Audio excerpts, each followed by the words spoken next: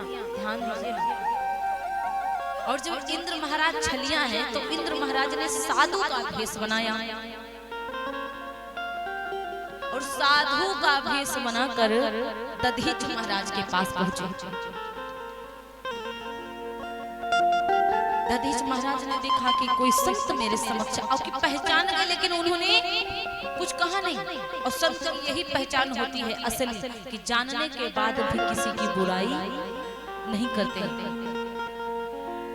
दधीच महाराज जी कहने लगे आपको क्या मांगना। उस इंद्र ने कहा प्रभु आपसे कुछ लेने के लिए आया हूँ, लेकिन मांगने से पहले मैं निवेदन करूंगा कि आपको तिरवाचा रखना पड़ेगा। हमारी माताएं बहनें बहुत सोने लगी हैं, कोई उधर देख रही है, कोई बतिया रही है, कोई झुंडे के झुंड बनाए बतिया रही है बेचारी। कथा इधर हो रही है, बैठी उधर कहाँ है। तो महाराज कहा जाता है कि अब इंद्र महाराज कहने लगे तिरवाचा रखो 3 बार, तब हम मांगेंगे। दधीच महाराज ने कहा ठीक है, संकल्प किया, तिरवाचा रखा कि मैं जो मांगोगे दूंगा दूंगा दूंगा। 3 बार कहा। इंद्र महाराज अपने असली रूप में आए और इंद्र जी ने कहा कि मैं आपकी हड्डियां चाहता हूं। दधीच महाराज ने कहा अरे छलिया इंद्र, क्या मैं जानता नहीं था? तू तो सबके संग छल करता है।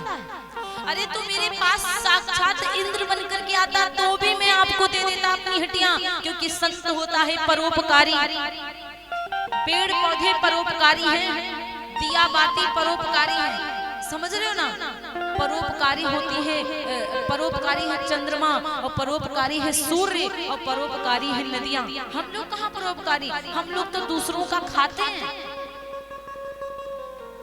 हम लोग कहाँ परोपकारी, अपना अपना कमाते हैं और रख लेते हैं, जेब भरते हैं।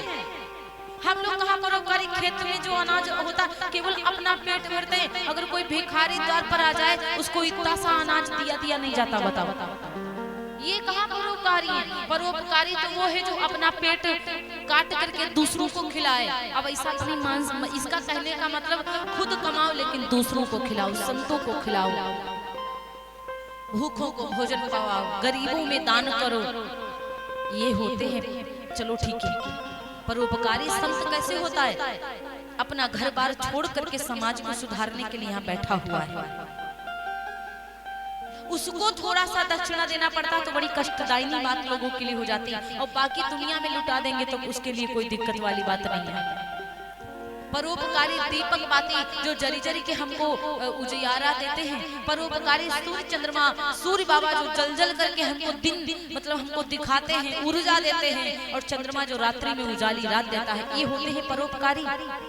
परोपकारी वो नहीं जो खुद खाएं और खुद आराम से कमाएं और खाएं चले जाएं। तो महाराज और दान भी उन लोगों को दो जो सुपात्र हो। सुपात्र मतलब जो पाने के काबिल हो। दान उनको नहीं देना चाहिए जो पाने के लायक नहीं है। आप भिखारी का रूप बनाकर आएंगे, दे दोगे, पहचान भी नहीं पाओगे, और शराब रात्र में पी लेंगे, शराब पी के पड़े हुए, महिला को मारते हैं, अपनी नारी को मारते हैं। ऐसे लोगों को दान नहीं देना चाहिए। जो तुम्हारा धन लेकर गलत कार्य करे उस धन से उसको धन नहीं देना चाहिए। और अगर कोई दान दे रहा है तो कभी उसको मना भी नहीं करना चाहिए, क्योंकि उससे ज्यादा फिर आपको पाप बढ़ेगा। आज इन्होंने दधीच महाराज ने कहा मैं अपने प्राण दे दूंगा, तुमको स्वर्ग की रक्षा करना है। और संत होता ही इसीलिए है कि अपना सब कष्ट उठाकर लोगों को सुख देना, लोगों को समझाना और समाज के लिए अपने सुख दुख सहना, भूखे बैठे रहना, ये होते परोपकारी। और जाओ मेरी हड्डियां लेकर के, कम से कम मेरा नहीं तो समाज का कल्याण होगा, उस राक्षस का मरण होगा, देवताओं का जो स्वर्ग लोक है, जो यम लोक है, उनके हाथ में आएगा तो संसार तो सुखी रहेगा। वरना जब खेत में फसल होगी काटने वाली तो बारिश हो रही है, और जब बारिश होने वाला होगा, जब सूखा पड़ जाएगा तो बारिश नहीं होगी। आजकल यही हो रहा है इस कलयुग में, जितना ही पाप होगा वही होगा, और जितना ही खिलवाड़ प्राकृतिक के संग में होगा उतना ही आफत आएगी। समझ रहे ना भैया? जितना खिलवाड़ प्राकृतिक के संग, कहीं भी पेड़ पौधे हो रहे काटे सिद्ध है महाराज।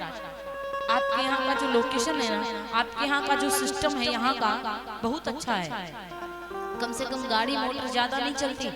आप हमारे उत्तर प्रदेश चले, बड़ी गाड़ी मोटर, कहीं भी पहाड़ नहीं मिलने वाला महाराज। इतनी गाड़ियां, इतना। और लखनऊ में जो सिगरेट नहीं पीते हैं ना, सिगरेट जो लखनऊ में नहीं पीते, समझो इतना धुआं होता कि 2 सिगरेट पी रहे हैं, इतना धुआं शरीर में जाता है।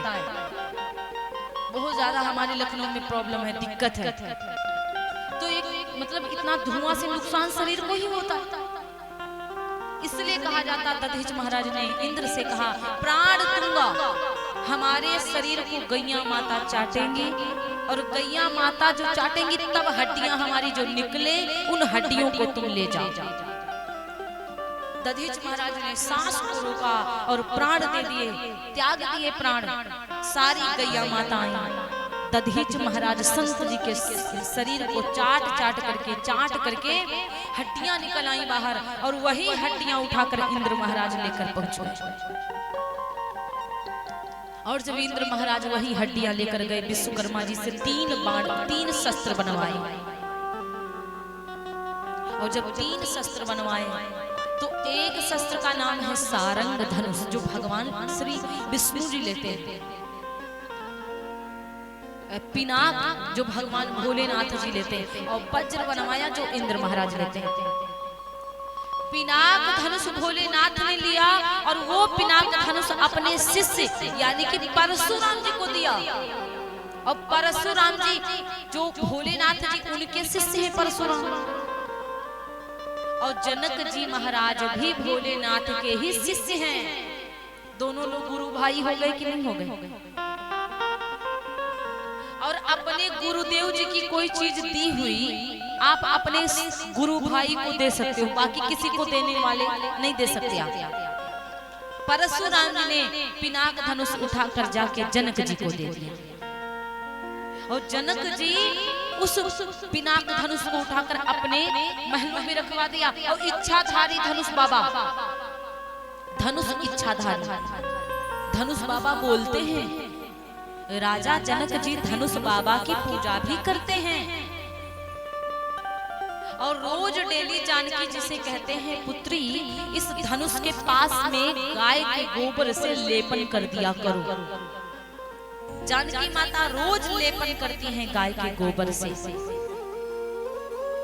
एक दिन मैया जानकी ने सोचा कि प्रतिदिन मैं धनुष के आसपास लेपन करती हूँ, लेकिन धनुष के बीच में जो जगह पड़ी हुई है उसमें भी तो कूड़ा आ गया है, धूल मिट्टी आ गई, तो क्यों ना आज हम धनुष के नीचे भी साफ सफाई कर दे।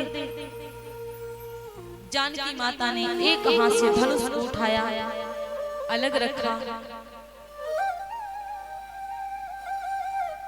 और धनुष के नीचे गाय के गोबर से लेपन करना प्रारंभ कर दिया। और जब गाय के गोबर से लेपन किया, अच्छा अब तो धनुष वहां से थोड़ा अलग खिसका।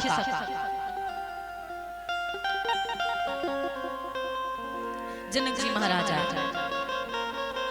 जनक जी ने जब देखा कि धनुष आज अपनी जगह से थोड़ा हिला है, खिसका हुआ है, जनक जी ने पूछा कि आखिर बेटा ये धनुष किसने उठाया? जानकी मैया ने, वो बच्ची हैं अभी, पिता के सामने माँ बच्ची है। हर बेटी अपने बाप के सामने बच्ची ही रहती, चाहे बूढ़ी क्यों ना हो जाए। जानकी मैया ने उठा लिया धनुष, कहा पिताजी मैंने सोचा था कि धनुष के नीचे थोड़ा सा धूल मिट्टी आ गई, मैंने सोचा इसके नीचे लेपन कर दूं। और जैसे जनक जी ने देखा मेरी जानकी ने धनुष को उठाया, जनक जी को पता चल गया कि अब लक्ष्मी का अवतार हो चुका है, साक्षात लक्ष्मी हमारे घर आ गई हैं। अब लक्ष्मी हमारे घर आ गई, कहाँ हम इनके लिए पति ढूंढेंगे? और लक्ष्मी का विवाह केवल नारायण से ही होगा। नारायण के अलावा लक्ष्मी का विवाह होने वाला और किसी से नहीं है। जनक जी ने विचार किया हम कहां कहां ढूंढेंगे नारायण को, तो आज मैं प्रण करता हूं कि जो मेरे इस धनुष को उठाएगा उसी के संग में हमारी बिटिया जानकी का शुभ विवाह किया जाएगा। क्योंकि नारायण के अलावा और कोई धनुआ उठा ही नहीं पाएगा, हमें ढूंढना नहीं पड़ेगा। और जानकी के किस्मत में अगर नारायण को पाना इस जन्म में लिखा तो नारायण कहीं न कहीं से आ भी जाएंगे। इसलिए राजा जनक ने ये प्रण किया था। राजा जनक जी से विश्वामित्र जी ने जब ये बात बताई कि महाराज ये राजा दशरथ के पुत्र राम और लक्ष्मण हैं, तो कहा जाता है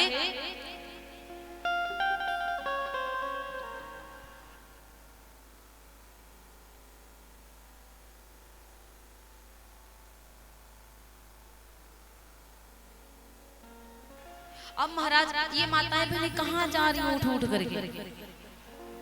अभी आप लोग थोड़ा सा बैठिए, फिर आराम से उठिएगा। मार देखो सब घूम घाम के आती हैं और बैठती हैं और तुरंत पैर दुखने लगते हैं सबके। बोले व्यास भगवान की जय। इस प्रकार से भगवान राम जी का परिचय विश्वामित्र जी ने जनक जी को दिया।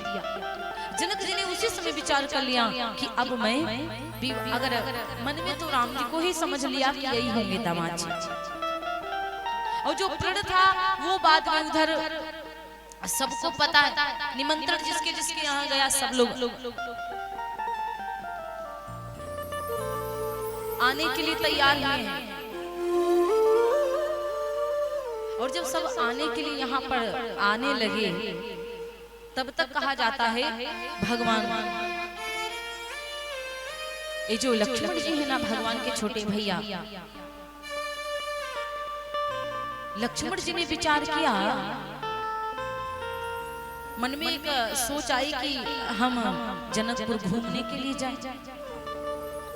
और जब जनकपुर घूमने की लालसा मन में आई तो राम जी तुरंत लक्ष्मण जी के मन की बात समझ गए। गुरुदेव जी से पूछ लिया कि गुरुदेव जी क्या मैं जनकपुर लक्ष्मण जी को घुमाने के लिए लेके जाऊं? जब अपने से कोई बड़ा है तो अकेले घूमने नहीं जाना चाहिए, पूछ कर जाओ, ताकि कम से कम उसको पता तो कि तुम कहाँ घूमने के लिए गए। राम जी मर्यादित हैं, राम जी ने अपने गुरुदेव जी से पूछा, तब राम जी ने कहा, तब गुरुदेव जी ने कहा जाओ घूम करके तो आओ, लेकिन शाम ना होने पाए और जल्दी वापस आ जाना। और जब राम जी इतना सुनते हैं, राम जी घूमने के लिए गए। और जब घूमने के लिए गए तो सारी सखियां अटारियों पे खड़ी भगवान के दर्शन कर रही, खूब भगवान के दर्शन किया। और कहा जाता कि जुबती भवन झरोखी हलागी,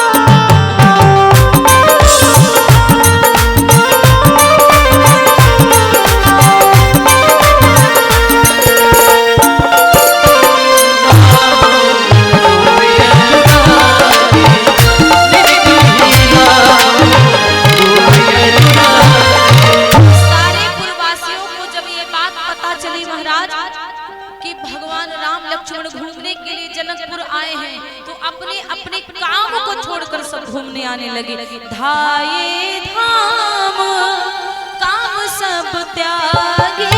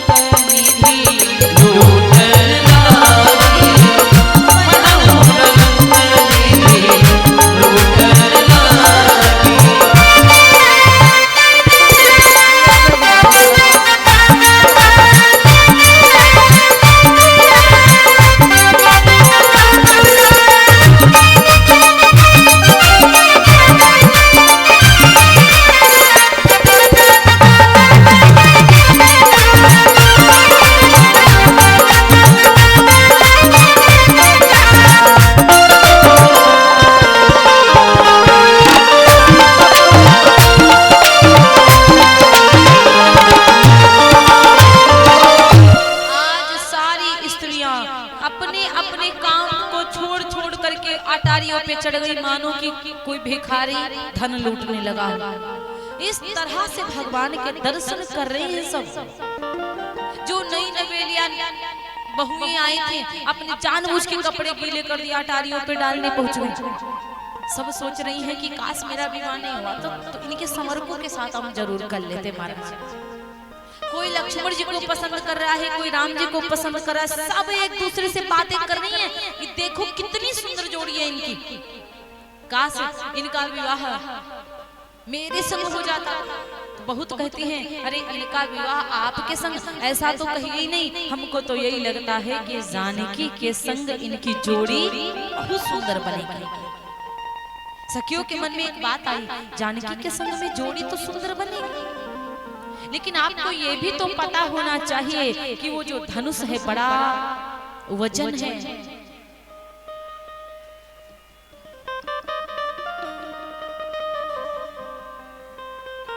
और आज कहे पर धोबी गधा चढ़ते नहीं, जब 4 बार एक बात बता रहे समझ नहीं आ रहा। बोले उमापति महादेव की जय। तो अब जो सारी देवियां इतना समझ गई, आपस में घूम रही है कि नहीं, अब इतने सुंदर राजकुमार हैं, जानकी के संग विवाह अच्छा रहेगा। और जब जानकी के संग में इनकी जोड़ी बहुत बढ़िया रहेगी, तो सारी से क्या कहती, वो बात तो मैं मानती हूँ तुम्हारी कि ये सुंदर बहुत है, लेकिन कोई कोई यस कहता है कि महाराज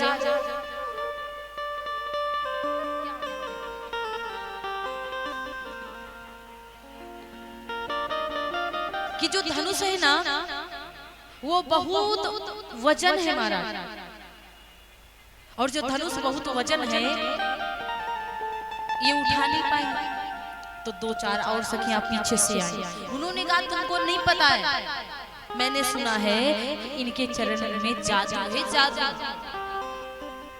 और जो इनके चरणन में जादू है ना महाराज, तो इनके हाथन में भी जादू होगा, कहना नहीं पड़ेगा। अब धनुआ उठा ले कोई भरोसा नहीं है। भगवान राम जी खूब बढ़िया घूमते हैं जनकपुर, राम लक्ष्मण खूब घूमते हैं। फूलों की भी वर्षा हुई, फूलों ने सखियों ने फूल मारा, राम जी के भी लगा, लक्ष्मण जी के लगा, राम के नहीं लगा, लक्ष्मण जी के लगा। लक्ष्मण जी ने कहा भैया हमको तो लगता है यहाँ कोई रिश्तेदारी है क्या जो फूलों की वर्षा हो रही है महाराज। तो कहा फूलों की वर्षा, अरे ऊपर मत देखना, क्योंकि ऊपर जितनी भी नारियां खड़ी हैं सब स्त्रियां, मतलब कामदेव जी सवार माया है, माया, और माया को देखना ठीक नहीं है। भगवान राम जी ने नहीं देखा, लक्ष्मण जी ने भी नहीं देखा, और जब राम लक्ष्मण जी ने नहीं देखा महाराज, तो कहा जाता है कि भगवान राम जी सब घुमाते हैं, बताते कि यहाँ पे धनुष रखा जाएगा, यहाँ पर ये व्यवस्था होगी, वहाँ पर ये व्यवस्था होगी। इस प्रकार की जब सुंदर व्यवस्था को दिया, तो भगवान श्री राम लक्ष्मण जी घूम करके अपने गुरुदेव जी के पास में, और जब सुबह होती है तो गुरुदेव जी ने अरे समाये जानी गुरु आय सुपाई, समाये जानी गुरु आय सुपाई, समाये जानी गुरु आय सुपाई, समाये जानी गुरु आय सुपाई, समाये जानी गुरु आय सुपाई, लेन प्रसून चले दो भाई, लेन प्रसून चले दो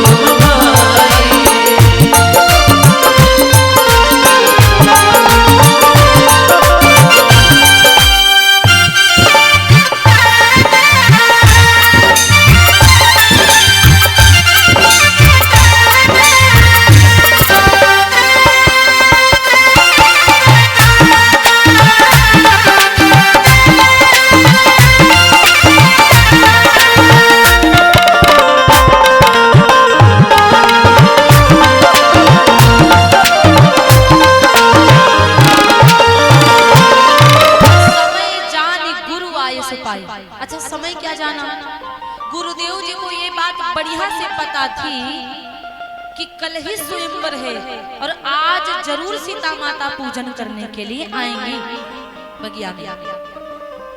तो गुरुदेव जी ने कहा कि जाओ फूलों को ले आओ। और राम जी जब फूल लेने के लिए चले, अकेले नहीं चले, संग में लक्ष्मण जी को लेकर गए, क्योंकि राम जी को पता था वहां पे सीता जी अपनी सखियों के साथ आएंगे तो हम अकेले क्या करेंगे। और 4, 5, 10 लड़कियां खड़ी हो, अकेला केवल लड़का आ जाए या पुरुष जीजा जी आ जाए, समझ लो, तो जीजा जी शर्माएंगे कि नहीं शर्माएंगे? यही सोचेंगे इतनी साली सरहज है उनके बीच में हम का जवाब देंगे। राम जी के संग में लक्ष्मण भी गए और जब लक्ष्मण गए तो पहली बार सीता माता जी का रामचरितमानस में आगमन हो रहा है।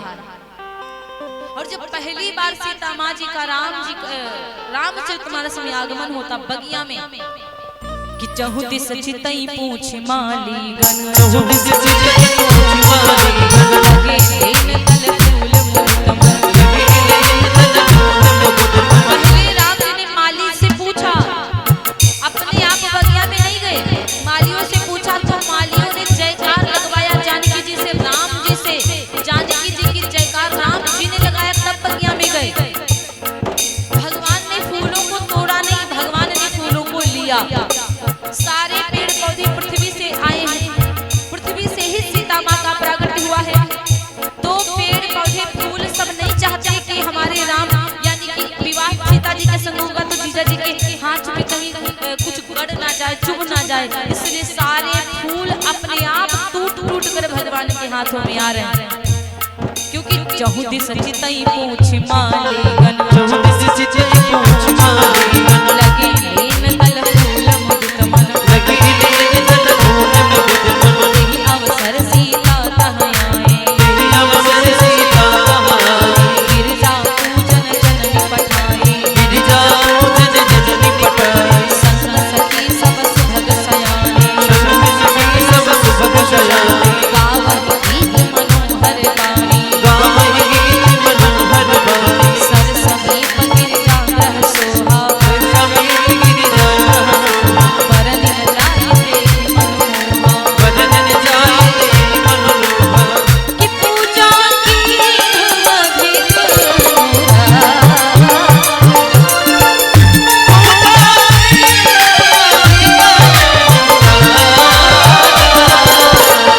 विजयन रूप सुभग बरुमा, विजयन रूप सुभग बरुमा, विजयन रूप सुभग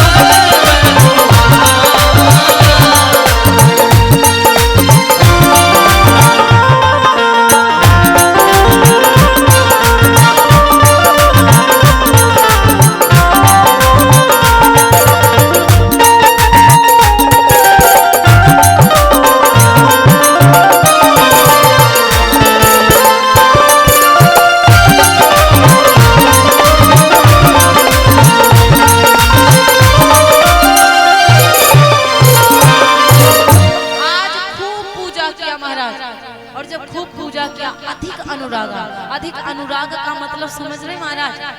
अधिक अनुराग का मतलब माता सीता जी ने हृदय से खूब पूजा किया और निज अनुरूप सुभग वर मांगा कि जैसे मैं गोरी गोरी हूँ ना माँ, मुझे ऐसा ही गोरा गोरा दूल्हा चाहिए।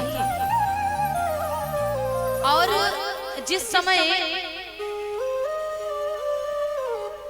भगवान श्री राम जी उधर फूलों को ले रहे थे, एक सखी सीता जी के संग में आई थी। और सीता माँ के संग में जो एक सखी आई थी ना, वो सखी केवल बगिया में घूम रही थी, केवल भगवान को देखने के लिए। और जब बगिया में वो सखी केवल घूम रही थी राम जी को देखने के लिए, तो महाराज कहा जाता है कि जब बगिया में राम जी को देखने के लिए वो सखी घूम रही तो एक नजर भगवान राम पे पड़ी जाए।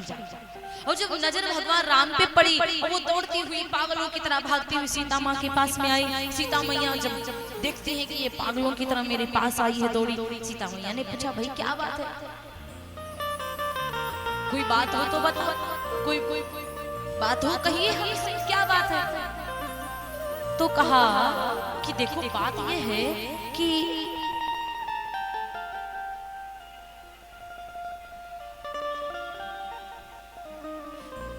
बात ये है 10 मिनट और रुकिए, 10 मिनट के बाद में हम खुद छोड़ देंगे। बोले वहां पति महादेव की जय। तो बात ये है महाराज कि सखी ने कहा कि हमका लगाई गई टोना किशोर गोर सांवर सलो। अब फूल चुनत फुल बगिया में देखिए